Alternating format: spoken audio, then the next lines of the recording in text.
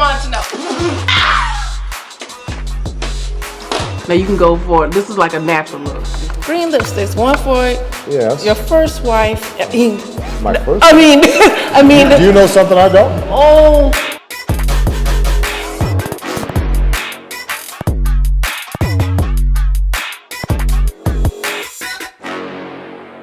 Hey, it's your Uncle Herman here, and I'm still an alpha male. Today's video is a little trip down memory lane as we delve into the internet nostalgia that is GloZell and whatever happened to the queen of the original YouTube sphere. GloZell was among the first to go viral on YouTube, with her first viral video being My Push-Up Bra Will Help Me Get My Man, published in 2008 and currently standing at over 20 million views. I'm on my way to go meet Peter, and I hope he like my hair because I have dyed it with some Kool-Aid. And she kept making viral hits. Her Cinnamon Challenge video became one of the most iconic YouTube moments of 2012 and beyond.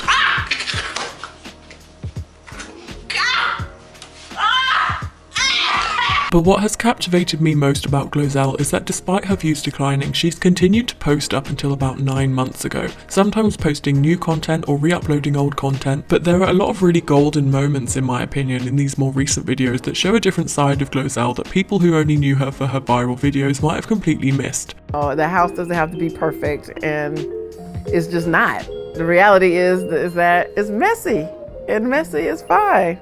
No one really tells you that in life. You know, you're getting all this advice from everybody and you're comparing yourself to other moms, and you don't have to do that. Just give yourself a break.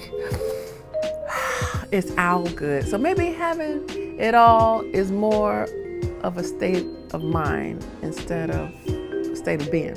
I think that GloZell is an amazing example of someone whose content did not necessarily evolve, but she did. I have no doubt that she was already a great person before YouTube, and there's no denying she's funny, but there's also a more sincere side to GloZell, and just last year she opened up about how she went broke and her personal life beyond the internet personality of being GloZell.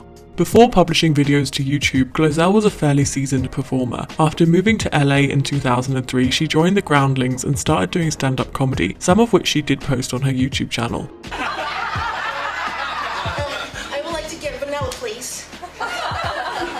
You know how hard I had to fight for all these colors up here. You got chocolate and a strawberry. You want vanilla? I don't think so, little girl.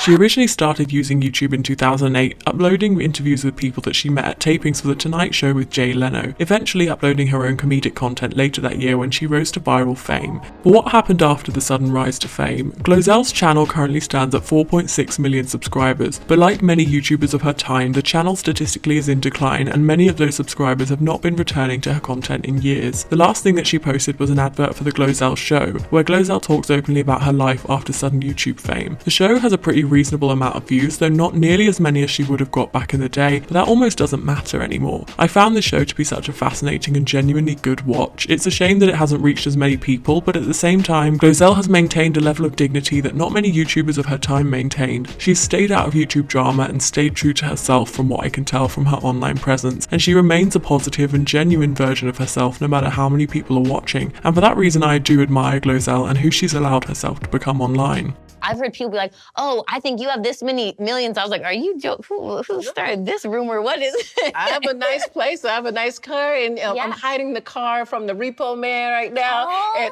And that's just where I am. I was in Vanity Fair, and I had an eviction notice the same day.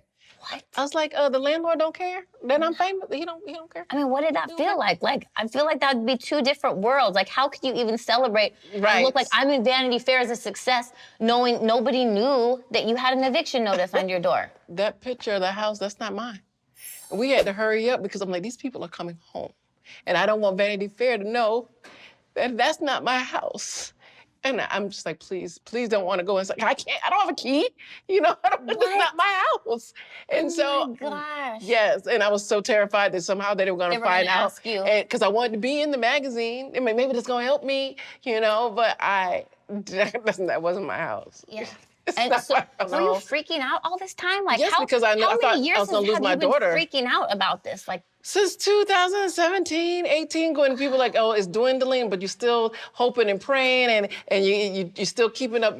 You're still going to places. You don't realize that you're not getting paid to go to these places, and the celebrities are there, and you're taking pictures, and people and it looks like GloZell openly talked about her past of YouTube fame on a series called Faceplant, which is a series that takes people's failures, calling them faceplants, and talks about how they came out on top. I don't know if it's fair to call GloZell's career a faceplant, but anyway, the description reads, starting from the bottom and now look at where she's at. GloZell is one of the original YouTube influencers whose personality and wit brought her to the top. Red carpets, presidential interviews and book deals were all flying her way until Faceplant. We all have something to learn from the failures of successful people. After YouTube changed its algorithm, GloZell struggled and had trouble adapting to that change. From videos with over 55 million views to just a few thousand, GloZell found herself on the outside looking in. She decided it was time to change. GloZell began fighting her way back. GloZell's YouTube story is one that shows us a prime example of coming back even stronger. In this video, she talks about her rise to fame and how her management left her once her views started declining. She talks about how she went broke and how the career that had sustained her for 10 years suddenly failed her.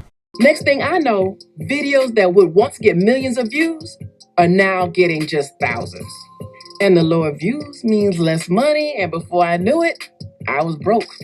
My management left, and we get paid off of you getting paid, and people were leaving out of my life, and then notices on the door, eviction, it's time, you didn't pay, you gotta go.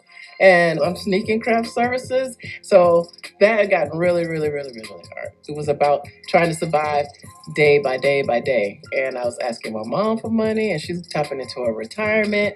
You didn't want to hear your own thoughts.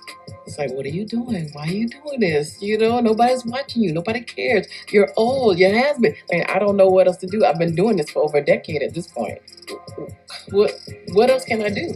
GloZell did a few interviews last year to promote her show, and after watching a few of them, I think that she raises a few really good points about social media and YouTube fame in general. For example, she talks about how fleeting it can be and how you can be at the top of your game 1 minute and a nobody the next. Not that being a nobody is necessarily a bad thing, but I'll get to that.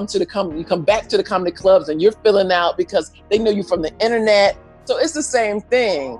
You want to be like, this is where I am and it's great, but then things start to change and it's great for them too.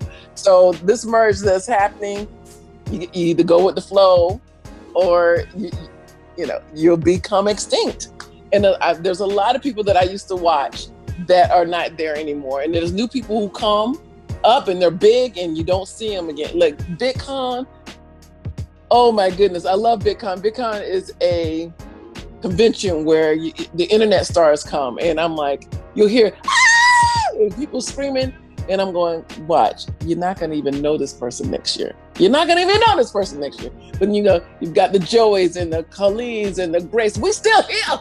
We're still here because it's not just editing and just pranks. It's like there's a talent there that's there, and those people are going to stay.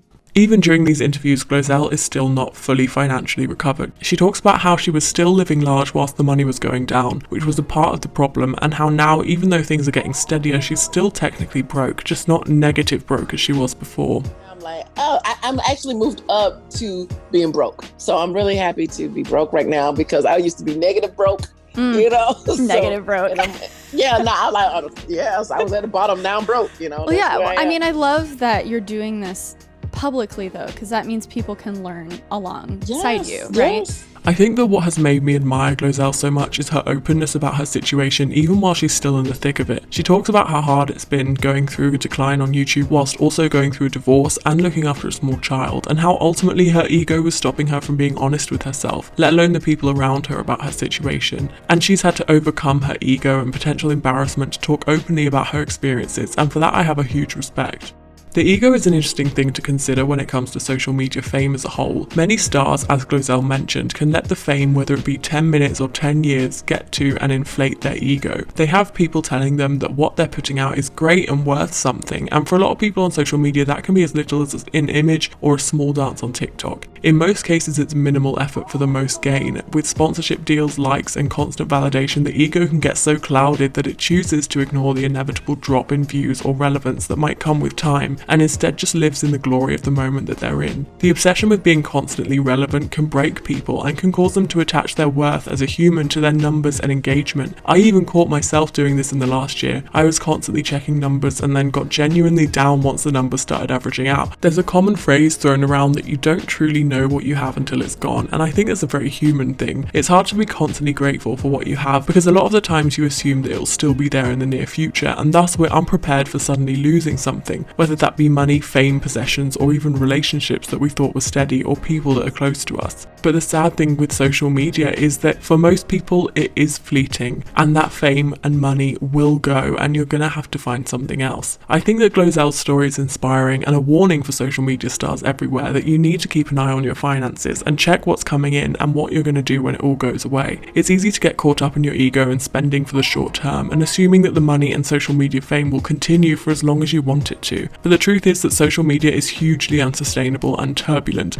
I know firsthand how unreliable it is as a source of income. One month you can be on top of your game and the next you have nothing and can't pay rent. In my opinion, views do not equal worth, and you can still admit that you're not doing well and have your dignity. I can't imagine how hard it must have been to turn around and say that the career that made GloZell so rich and famous could no longer sustain her at all, and after almost a decade on top, YouTube had forced her out. Whether it was due to the algorithm or due to the general interest of her audience evolving and changing, or a bit of both, internet culture is in constant motion. A meme that's funny one day could be condemned the very next day. It's a tough career to stay on top of, and I truly wish GloZell all the best. Also, I think it's important to note that GloZell is definitely not the only person who's gone through this. In fact, this is probably a relatable experience for a lot of people in her position, or even in other unsustainable careers. It just so happens that she's one of the only people that's opened up about it recently and been completely transparent online, and I do hope that this can reach people and have people like myself understand what it means to be quote-unquote irrelevant. I've made a few videos in the past about where people that were famous back in the old days of YouTube are now, and I haven't always taken into consideration that just because someone isn't creating anymore doesn't mean that they've lost anything. Failing to stay relevant is not a personal failure, it's constantly happening. Every few years I feel like there's a cultural reset on YouTube where the dynamics of what audience wants completely shifts. For example, short vlogs used to be the optimum YouTube video. People like Casey Neistat or Tyler Oakley or Jenna Marbles, to name a tiny few.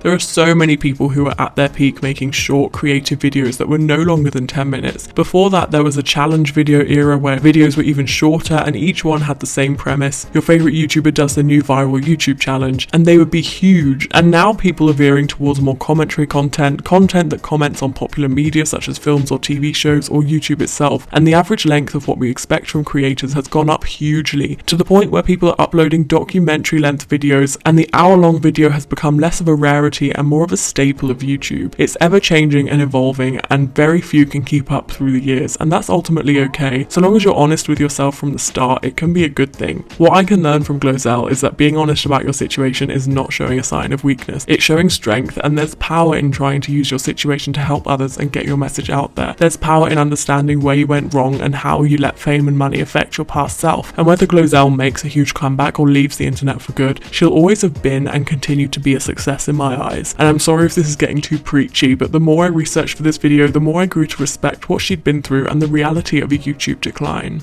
So thank you so much for tuning into this video. I have, as always, been your Uncle Herman. I really appreciate you all being here, and I hope to see you very soon in my next video.